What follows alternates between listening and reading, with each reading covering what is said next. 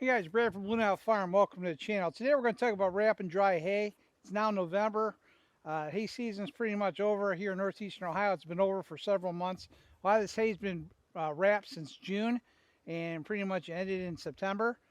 So right now it's been sitting and we're feeding it out left and right. I've been selling it. We've been rebaling it. We've been using it, and it's just been going out the door.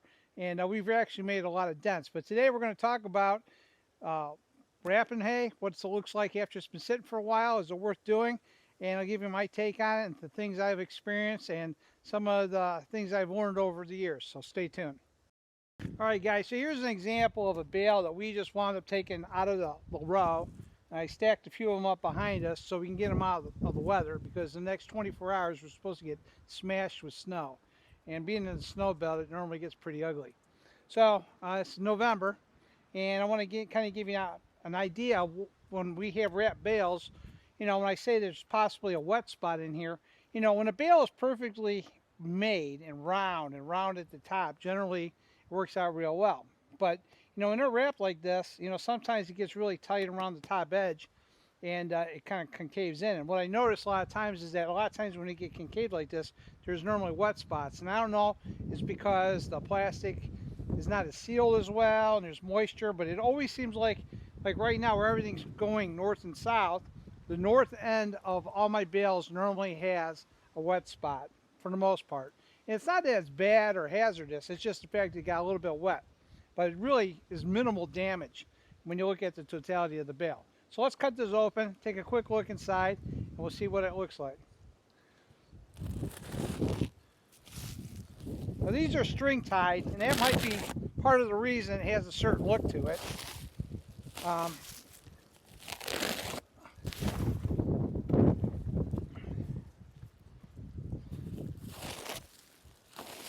these razor blade knives make it a lot easier to deal with.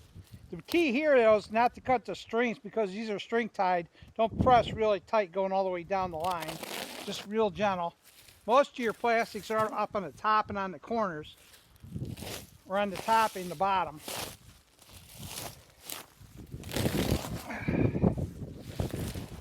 So pretty much this bale is pretty in good shape. It's relatively dry. In the one corner that has a little bit of wetness is right here, and I'm going to show you what I'm talking about. But when you look at the totality of the bale, we're talking a very small section, and that's why wrapping really makes a difference. And the bale may actually be somewhat moist to the touch, but not moist like it's bad. And horses, again, will love it. It smells good. It smells fresh. Smells a little like that little sweet silage smell, but it's really in nice shape. So let me show you the wet spot.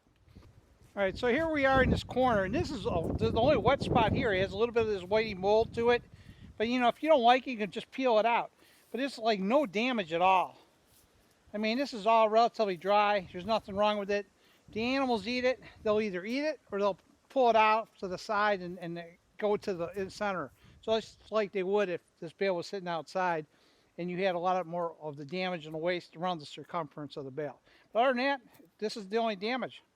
It's an easy way to go. But I wanted to kind of show you an example of one really quick, because we're feeding this out right now, and I'm going to throw it in one of my hay huts for the horses. So in previous years, a lot of times when I did my wrapping of hay, I put my hay down on either roadways or I put them on grass, and it really wasn't as effective. It seemed like I had more leaching of water, and I really wasn't set up for success as well.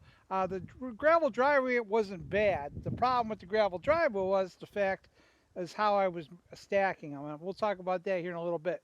But the first thing that I find that's probably one of the best things that really makes a difference as far as keeping your hay once they're wrapped dry is keep them raised up off the ground. And what I found is wood chips are great because the water will soak through the chips, and you can see once that water goes down, it keeps it from hitting the bottom of the bale and soaking up and trying to work its way into the plastic.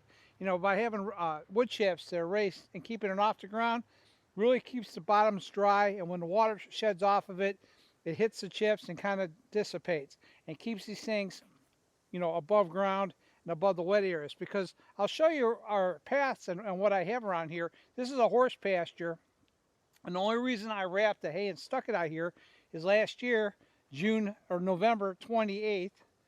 My entire barn went down and I lost all my hay and then equipment because of the snow. And now, today it's November 8th, so about 20 days from now. And tomorrow we're going to get smashed with a lot of snow, they say.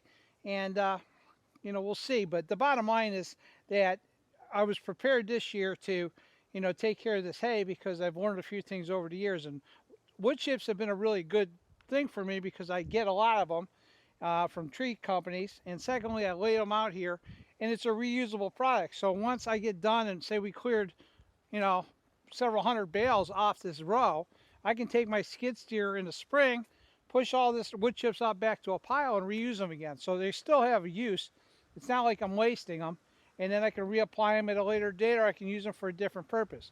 So the key number one is placement. A lot of guys that see bale and hay and they leave them out on the fields and on the edges and they have to get them at a later date. But if they're in a low-lying area and that water leaches into your bales, then your bales are going to kind of get, damaged. So I try to have the least amount of damage possible, and I find that this is one of the smartest ways to do so. So that's number one. So get them off the ground. Wood chips are great. And gravel's great too, as long as it's above the ground. If you're in a low spot and water sits there, it's going to go into your bale. So big thing is try to get it above the surrounding area. So as you're sitting here in this field, I have all my bales. There's probably about 50 to 70 bales in a row, give or take. I can't even remember what the count was, but it was over 50, probably 60 in a row.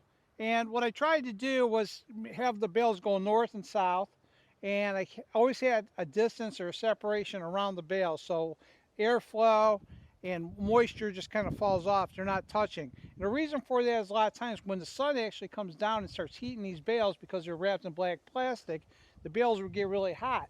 And if there's any moisture, the key is that it'll kind of evaporate itself out of there and stay relatively dry.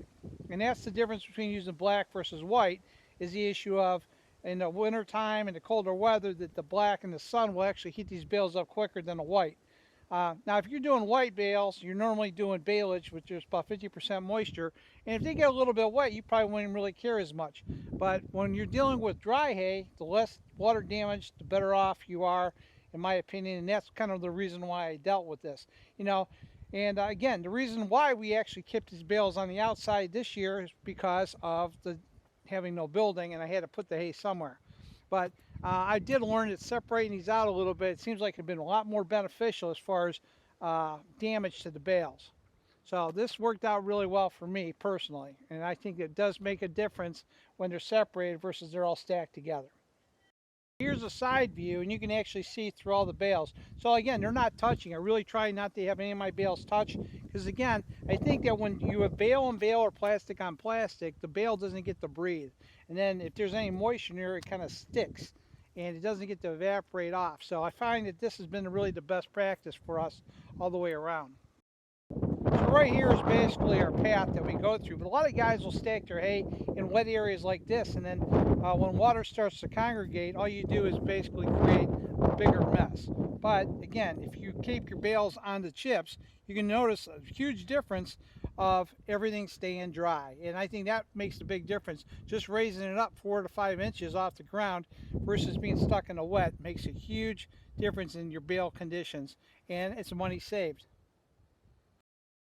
See, a lot of guys, they like to stack their hay up, and the reason for that is basically space and storage. But the problem is, when you talk about sun and heating up the bales, you're going to have bottom bales and top bales, or basically layers between the bales. They're not going to get that sunlight, and so they're not going to be able to evaporate and dry off. And what I found out over the years is that you really need to have that evaporation, in my opinion. And I think it makes a big difference because you have less bale damage. Now, some guys that deal with raise cattle, they really don't care about, the condition of the hay per se.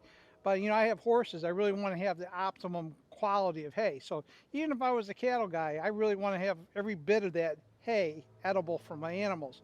So if they're pulling it out and they're throwing it on the ground or wasting it, it's not doing any good. So ultimately, the less wet and gooier it is, the better off it'll be.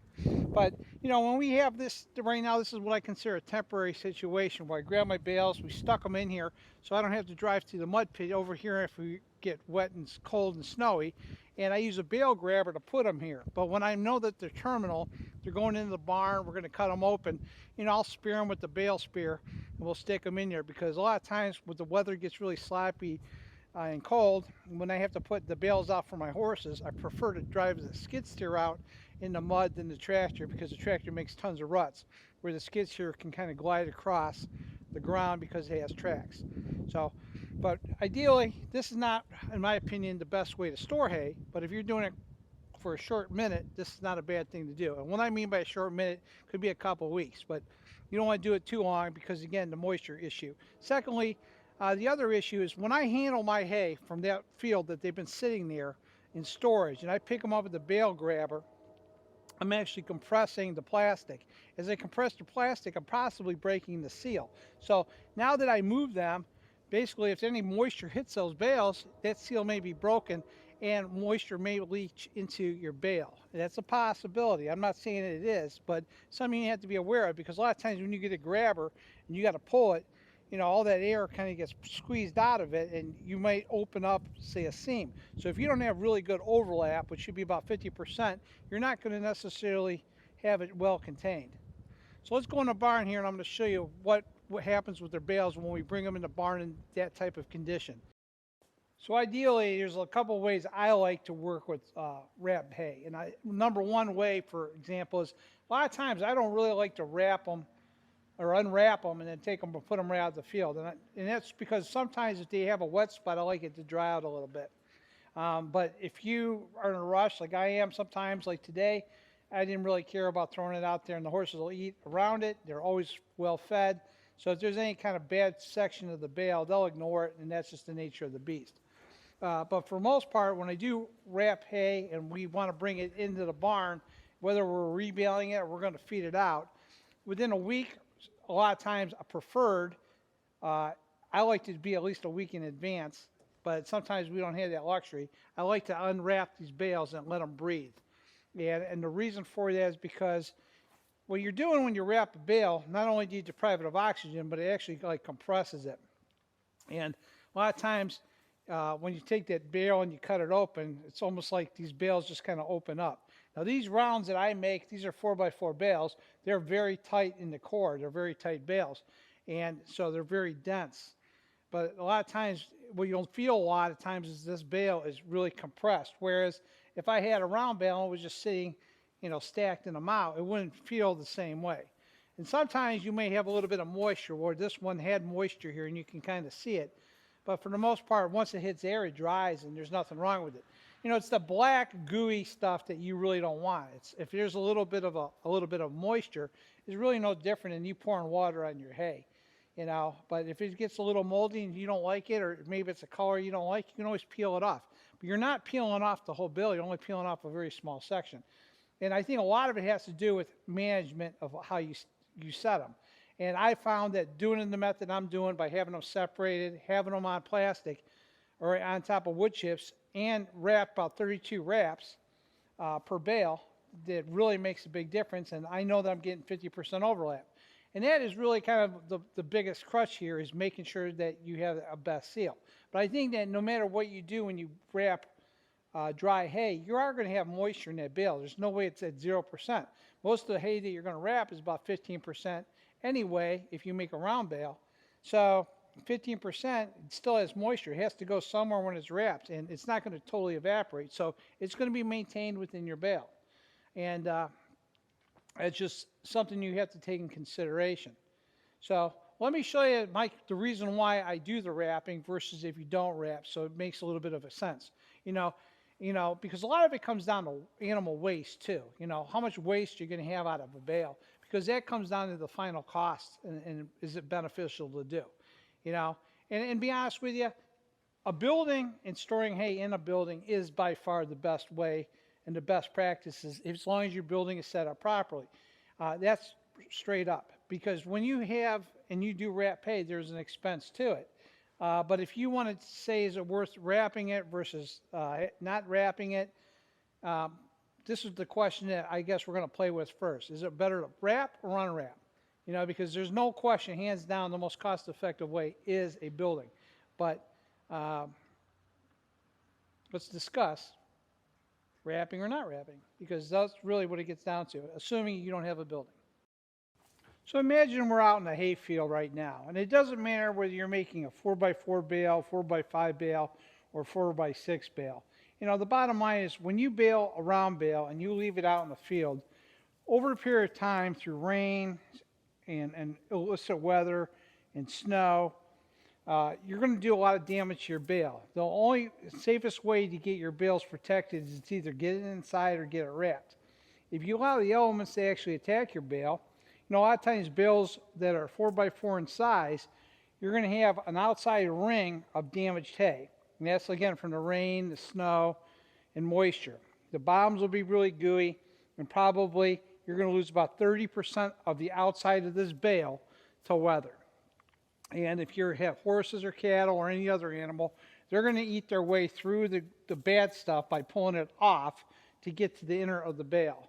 So you're looking at 30% loss generally for a 4x4 bale in size. A 4x5 bale, you're going to lose about 25%. And say the bale's a 4x6 bale, you're going to lose about 20% of that bale. That means if you're just doing a 4x4 bale by itself, it's losing at 30%.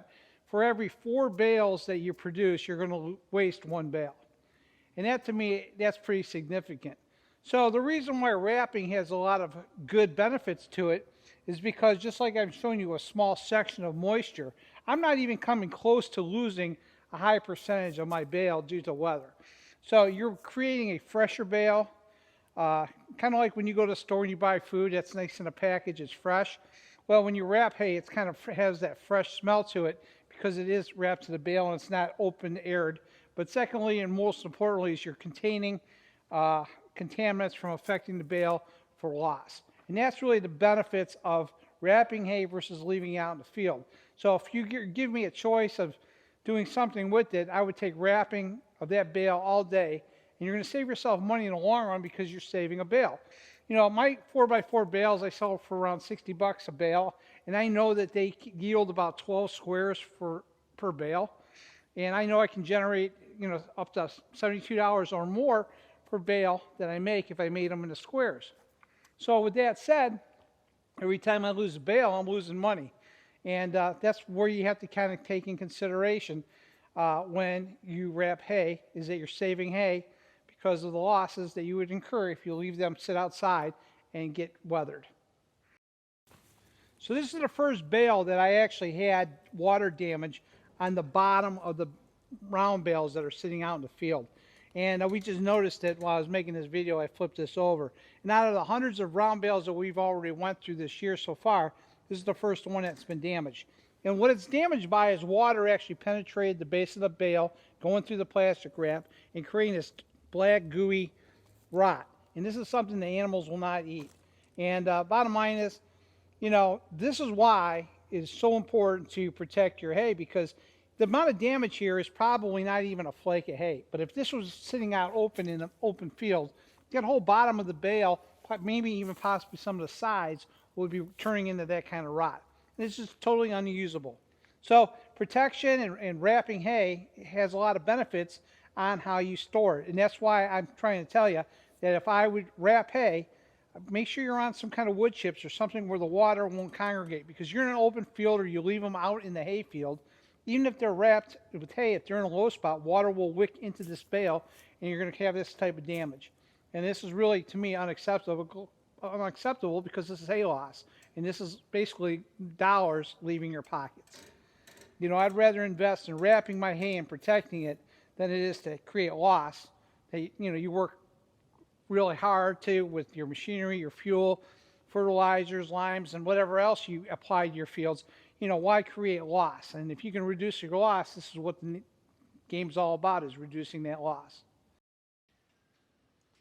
So here's a bale that came right from the field, and it was the bottom of the bale. We just flipped it over, and I just want to see there's absolutely no water damage to it. But it was probably a bale that was right next to the bale that got leached into. So just one little low spot where water gets to the bottom, they will leach in. And that's why I'm saying it's very imperative that you pay attention to the elevations and basically have something that's water soluble that will actually, water can drain through, like stone or wood chips, to keep that moisture from getting inside your bale. It makes a huge difference. I'd rather lose a little than lose a lot, and that's really what it gets down to. So let's assume for a minute that this bale is wrapped. And let's also assume this bale is wrapped. Both of them are wrapped with 32 counts of wrap. And the problem comes down to is, well, how should I store my hay? Should I store it with the flat end down, or should I store them on their side like they're baled in the field? Because what I was told is that when it rains and you're stored like this in the field, the water sheds off of it. If I have a flat top, water and weather may sit on the top of this bale and won't shed so easy. And the answer is going to be, it's up to you. Experts that do wrapping hay, they tell me that this is the better way, is to keep the flat end down. And the reason for that is that most of the wrap that's around the bale, with the thickest amount of plastic, is on the tops and the bottoms of these bales, and that is very true. People that I know that like to store them on their side, they like it because the bale's already set on their side. They don't have equipment to move the bale. They don't buy that many bales at a time, and they roll the bale to wherever they need to feed it, and they find it to be better. I really don't know the answer. I've done it both ways, and all I can say is this, that no matter what you decide to do, well, as long as that ground that you're setting this bale on doesn't have standing water and it's not going to wick in the bale, you'll probably be okay.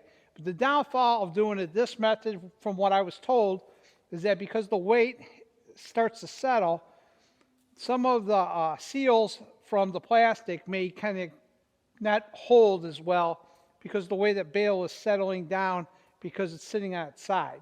Whereas if it's wrapped in this position, that it's going to stay tighter. So I don't know the true answer to it. I've done it both ways, and I've done it on a short-term basis, and I haven't really seen that much of a difference. But again, like I said, the base is the most important part, and you don't want to be in standing water.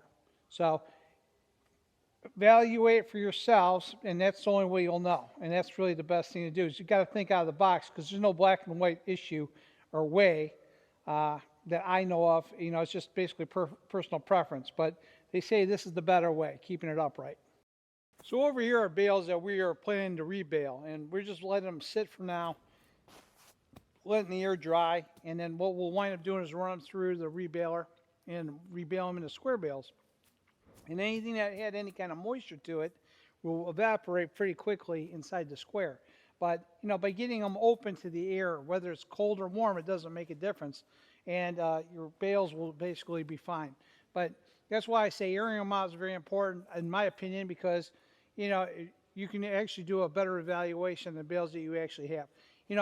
That was the first bale that I actually showed you that I flipped over all year that actually had moisture that actually reached to the bottom. We went through hundreds and hundreds of round bales already, and we rebaled hundreds of round bales. And we have not had any black water damage other than that one bale I just happened to flip over, which I find that to be kind of ironic, but I guess it's good timing because it worked out really good for the video. But it's just something you need to be aware of, and I just wanted to point that out. So here's an example of that white mold I was talking about, and it basically comes right off with the bale. You can actually just take a brush and get rid of it if that's what you choose, or peel off this area once you take the string out, and it's really simple to it. But it's not really a harmful mold. That black goo that I had on the bottom of the bale, that's more harmful, in my opinion, than any of this stuff. And like I say, if your animals are well fed and they eat a lot and all the time, they know what's good and they know what's bad. Especially if you're a horse person, you worry about, animals colicking. I've never had a horse really colic on this. We've gone through this, and I've wrapped thousands of round bales over the years. And I'm pretty happy with the process, and I've actually started to refine it a little bit better. That's why I'm making these videos. Because the problem is, a lot of times when people start this off, they really don't know, and there's really not much out there about how to deal with wrapping dry hay. And I think dry hay has a lot of benefits to it, especially up in northern states where we deal with snow and rain. In northeastern Ohio, you're baling only for maybe 5 months of the year, from June pretty much all the way through like September, October at the latest. And other than that, the weather turns bad. Where I've talked to guys from other states where they're baling 10 months out of the year. So we're stuck in a very short window. We have to make hay as quick as we can. And again, because we deal with a lot of adverse weather, we just can't put them under just a roof, and we have cold, rain, pretty much for 6 months of the year, and it's normally pretty sloppy. So definitely makes a difference. So in the overall end of this, which is more cost effective? Is it cost effective to leave your hay outside and let it get rained on and exposed, or to wrap it? I mean, if you manage it properly, in my opinion, is wrapping all day long. Because if I can wrap my dry hay and I'm not having that loss, I'd rather lose a little bit of a corner than lose half of 30% of my bale, because it's going to cost you big dollars. Now, wrap is not cheap, and getting a wrapper, a used wrapper, isn't too expensive. You know, I have a 3-point wrapper on my machine. I've seen these guys selling them for $3,000 to $5,000, and that's a pretty fair price for the average guy that buy a used wrapper. And wrap itself, you know, you're going to cost for a roll of wrap, you're going to pay about $80 to $90 for a roll. I'll say 20-inch wrap, just to give you an idea. For most people that are doing 4x4 bales or 4x5 bales, you can get away with 20-inch wrap. And you're going to wrap, say, a 4x4 bale, you may wrap, say, 20 round bales per roll. You know, maybe a little bit more, maybe a little bit less. But bottom line is, that to me, it may be somewhat expensive, but see, you're figuring $4 to $5 per bale. But then again, it's free storage for the entire year, and it's kind of worth it. But it's the downfall is it's just another step in the baling process, because, like I say, when my barn went down, I had no choice but to wrap. So if rain was coming, I had to get out there and wrap it right then, right now. And it made it very frustrating. Whereas if you have a barn set up, you can wrap them when you feel like it. It makes life a little bit easier. So that's all I can say about that. But in the end, we got it all wrapped for the year. Everything worked out good. I had to slow down on knocking out the fields that I needed to do. But again, you know, wrapping dry hay has a lot of benefits to it. And if you store it properly, that's kind of, and manage it properly, it is very lucrative in the sense of saving you money in the long haul. There's no sense in leaving your bale sit outside and losing 30% damage or more because it's sitting out the door. You know, get them inside the barn, or at least wrap them, and at least you're going to be safe, and you're going to save a lot of money in your bales. You know, and that's really what I want to say is you're going to definitely limit your losses if you wrap your hay and you do it properly. So that's my take on wrapping hay. Another thing I want to talk about when we talk about wrapping dry hay versus doing baleage. A lot of guys, they wrap maybe 18 wraps on baleage. When you're doing dry hay, you need to have 6 layers. And so roughly, for me, to do around 6 layers, I need about 32 wraps of that wrapper on a 4x4 bale to get that area of coverage.